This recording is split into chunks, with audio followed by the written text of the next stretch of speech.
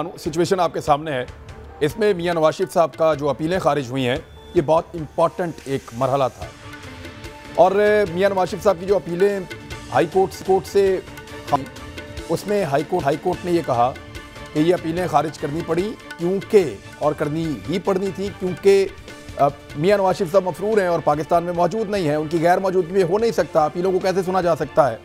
लेकिन साथ ही साथ ये है कि मियां नवाज शरीफ साहब अगर वापस आएँ और अपनी अपीलों की बहाली के लिए दरख्वास्त हैं तो ये बहाल भी हो सकती हैं। इसमें किसकी जीत है, किसकी हार है, ज़रा टेक्निकली समझिए।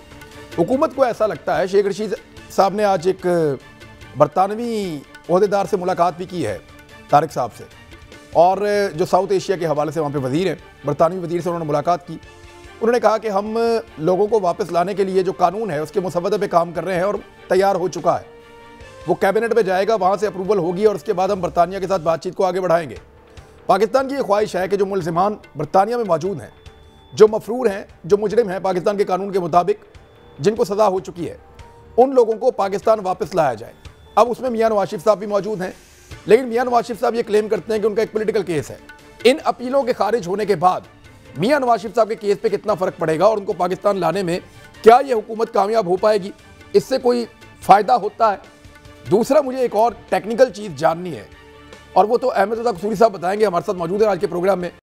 हमारे साथ जनरल रिटायर अमजद शोएब साहब भी मौजूद हैं आज के प्रोग्राम में। तो अहमद रज़ा कसूरी साहब, पहली चीज़ तो मैं आपसे ये जानना चाहता हूँ कि नवाज शरीफ साहब की अपील खारिज हुई है, लेकिन साथ ही साथ हाई कोर्ट ने कहा है कि वो वापस आके अपील की बहाली के लिए दरख्वास्त दे सकते हैं।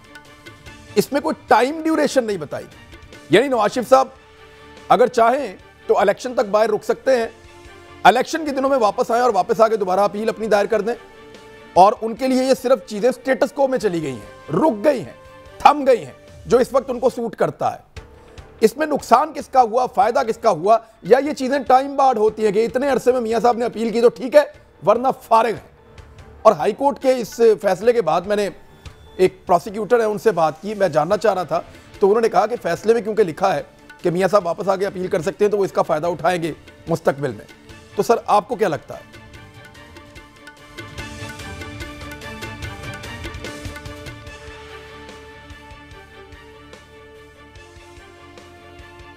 अहमद रज़ा कसूरी साहब, ये सवाल आपसे है सर।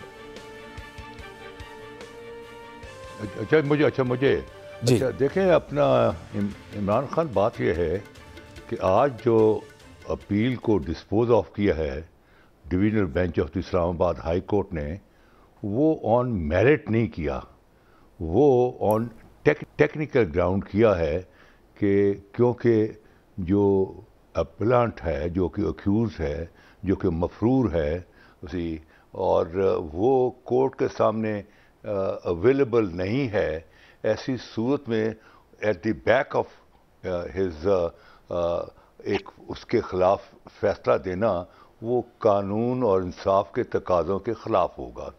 लिहाजा उन्होंने इसकी अपील जो है वो purely on the technical ground कि since the person who is a appellant is not available before the court, वो उन्होंने डिसमिस कर दिया है।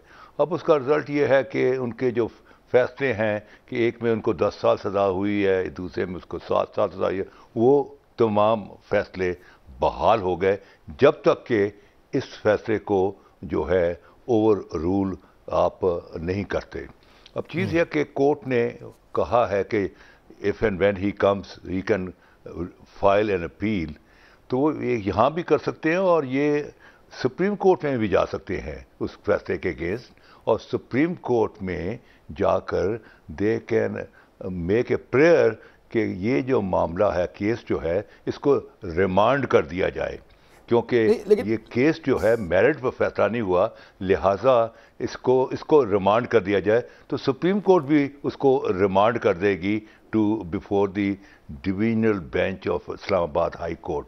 सो देयरफॉर प्रेजेंटली पोजीशन ये है कि वो उनकी जो सज़ाएँ थी वो सारी बहाल हो गई, उनका जो स्टेटस था वो फ्रॉम द एप्लांट वो एक मुजरिम का स्टेटस कन्वर्ट हो गया।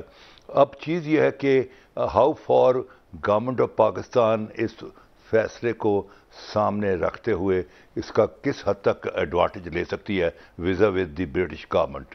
सर लेकिन एक सेकंड सर, पहले एक सवाल सर, देखिए एक आम सा सवाल सर, मियां साहब वक्त कितना है अपीलें करने का, या ये खुला है जब दिल करे अपील कर दें इसके खिलाफ और जब दिल करे कर दें, क्योंकि इसमें टाइम बार्ड है जितना मैंने समझा था या मुझे कुछ दोस्तों ने बताया था कि ये एक मखसूस मुद्दत है जिसमें आप अदालती फैसले के खिलाफ जाकर अपील कर सकते हैं।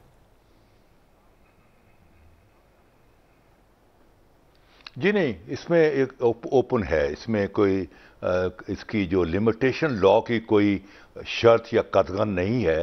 It's open because the man was not before the court उसी। और नॉर्मली तो जो होता है, जो मफरूर होता है, उनका जो ट्रायल होता है, वो ट्रायल भी वो रोक देते हैं और जो उनके साथी मुल्ज़िम होते हैं जो कि अदालत के सामने पेश हैं, उनकी हद तक केस को चलाती हैं और जो मफरूर हुआ होता है उसको मफरूर डिक्लेयर होने के बाद उसका केस अलहदा करते हैं और उसका केस जब स्टार्ट होता है जब वो गिरफ्तार होके physically he is brought before the court of law.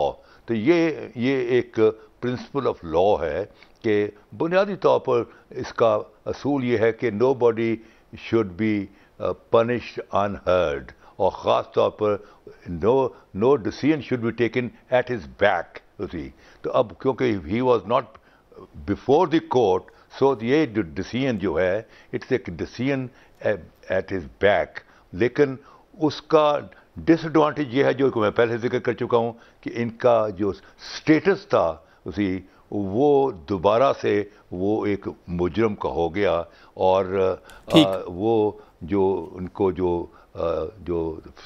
Facility थी कि वो अंडर ट्रायल अपना बिफोर अपील के सामने थे, वो सारी चीज़ें जो हैं वो आज के फैसले के बाद इख्तिताम पजीर हुई until and unless they want their return, जो कि नज़र नहीं आता क्योंकि ये जो आपके शेख रशीद वगैरह के बयानात वगैरह भी हैं, उनके बयानात में कोई स्ट्रेंथ नजर नहीं आती, आपको वजन नजर नहीं आ रहा। तो मैं शेख वकास अकरम साहब ने ज्वाइन किया। शेख साहब पहले आप मुझे बता दें कि आज का ये जो डिसीजन है इससे मियां नवाज शरीफ साहब की सेहत पे प्रैक्टिकली कोई असर पड़ सकता है? देखें, इससे मैं ये समझता हूँ, जहाँ तक मुझे कोई केसेस का तजर्बा है, वैसे तो कसूरी साहब से ज़्यादा तजर्बा तो मुझे नहीं हो सकता। टेक्निकल ग्राउंड्स के ऊपर जिस वक्त केस उड़ता है या अपील खारिज होती है तो बेसिकली अपील, और ख़ुसूसन उसमें जब ये भी लिख दिया जाए कि आप जिस वक्त दिल करे वापस अपील कर सकते हैं, इसका फ़ायदा सिर्फ और सिर्फ अपील करने वाले को जाता है। Exactly. क्योंकि अगर मेरिट डिस्कस होते और मेरिट डिस्कस होने के ऊपर वो फैसला मेरिट्स के ऊपर रिजेक्ट कर दिया जाता तो फिर वो चाहे ज़मानत की दरख्वास्त हो, वो चाहे केस की अपील हो, सज़ा की अपील हो, उसमें फिर अगली कोर्ट में भी आपके लिए मसाइल खड़े हो जाते हैं। उसमें फिर वो बहुत सी मुसीबत हो जाती है। अगर मेरिट्स के ऊपर जज फैसला करके चीज़ें रिजेक्ट करे तो फिर अगली कोर्ट में आपके लिए मुश्किलात होती हैं। अब क्योंकि ये टेक्निकल ग्राउंड पे गया है तो मेरी नाक़े शक्ल के मुताबिक और महदूद इल्म के मुताबिक मैं ये समझता हूँ कि ये कंप्लेंट अपील दायर करने वाले के हक में है। अब इसका इमरान भाई तो ये इस तरह टेक्निकली उनकी सेहत पे कोई असर नहीं पड़ा है। अच्छा, अब असर जो पड़ा है वो पॉलिटिकल एंगल भी है, इसका एक लीगल एंगल है, वो तो कसूरी साहब ने बताया, जो मेरी महदूद वो था मैंने बताया। इसका एक पॉलिटिकल एंगल है इमरान। पॉलिटिकल एंगल ये है कि पिछले कुछ अरसे से देख रहे थे कि एक जमानत हुई, दूसरी जमानत हुई, तीसरी जमानत हुई, और फिर उन जमानतों के बाद एक हवा, एक माहौल कि जी कहीं ना कहीं कोई चीज़ चल रही है और कहीं ना कहीं उससे कोई ऐसा नतीजा आएगा जो पाकिस्तान तहरीक इंसाफ की हुकूमत के लिए जो है वो परेशान कुन हो सकता है। आप समझ रहे हैं मैं क्या कह रहा हूँ? जी मैं समझ गया। मगर ये जो और उसमें कई जगह पे जो है वो गवर्नमेंट के लोगों की तरफ से, गवर्नमेंट के एलाइज की तरफ से भी जो है वो इस किस्म के दबे बयान आते रहे हैं और इशारों किनारों में आपके प्रोग्राम में हुकूमत के और हुकूमती एलाइज और कोई इधर उधर के बंदे जो हुकूमत के सपोर्टेड थे वो इस खदशे का इजहार करते रहे कि देखें जी वो कैसे, बल्कि अगर आप ये देखें तो पाकिस्तान तहरीक इंसाफ की तरफ से पाकिस्तानी अदालतों के खिलाफ पिछले 4 महीने से व्हाट्सएप्स पे, फेसबुक्स पे और इंस्टाग्राम के ऊपर मुख्तलिफ किस्म की कैंपेन जजों के हवाले से, जुडिशरी के हवाले से, एक तरफ अमरीकी जज की मिसाल देते हैं और फिर कहते हैं पाकिस्तान के जज क्या कह रहे हैं। वो एक तहरीक इंसाफ ने एक कैंपेन शुरू कर दी थी। मगर ये जो फैसला हुआ है, इसके बाद वो जो हवा जिससे पीटीआई परेशान थी और वो अपोजिशन, वो नून लीग जो बज़ाहिर एस्टैब्लिशमेंट के खिलाफ लड़ती नजर आती है, मगर मुस्कुरा के दबे दबे वो होंठों में वो इस हवा का फायदा भी उठाना चाह रहे थे कि बेखूब होना सी एस्टैब्लिशमेंट के नाल गलबात कर रहे हैं, हुण सारियां चीज़ां ठीक जा रही हैं। मैं ये समझता हूं कि वो माहौल खत्म हो गया है। मुझे इनके इंप्रेशन था जो नून लीग दे रही थी कि हमारी बात चल रही है और हमने चीज़ें किसी न किसी जो है वो ऊंट किसी न किसी करवट बिठा देना है, वो कहानी खत्म हो गई है। वो इंप्रेशन डिस्पेल हो गया है। अब उस इंप्रेशन को ये कैश नहीं करवा सकते हैं। रादर अब उनको खुल के ही आना पड़ेगा या इधर कि वो जी अदालतों से क्योंकि जमानतें हो रही हैं, तो सूडा इंटेलेक्चुअल्स टीवी पे बैठ के जमानतों से ये समझते थे कि अब शायद कोई एस्टैब्लिशमेंट ने या कोई जजों ने इनको कुछ छूट देनी शुरू कर दी है क्योंकि शायद वो इनको कोई डील देना चाहते हैं। तो वो इंप्रेशन इससे इस फैसले के बाद खत्म होता हुआ नजर आता है। मगर जो उसकी लीगैलिटी का फायदा है वो नून लीग को हुआ है और इस इंप्रेशन का जो फायदा है वो बज़ाहिर इस वक्त पीटीआई को हुआ है और नून लीग को इसका पॉलिटिकली नुकसान हुआ है।